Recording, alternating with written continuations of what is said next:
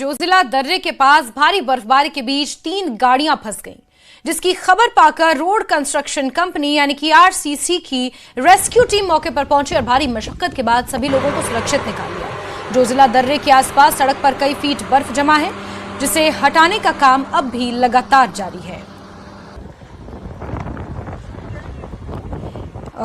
ये तस्वीरें देख रहे हैं आप बांडीपोरा से, जहां जोजिला दर्रे के पास भारी बर्फबारी के बीच 3 गाड़ियां अचानक फंस गई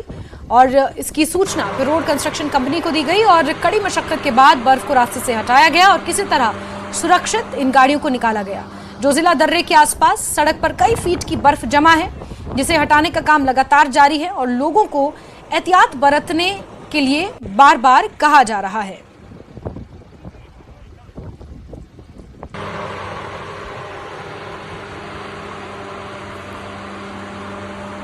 रोड कंस्ट्रक्शन कंपनी द्वारा भारी भरकम मशीनों के साथ इस बर्फ को हटाने का काम जारी है और 3 गाड़ियां जो यहां देर रात फंस गई थी, उन्हें भी अब सुरक्षित निकाल लिया गया है।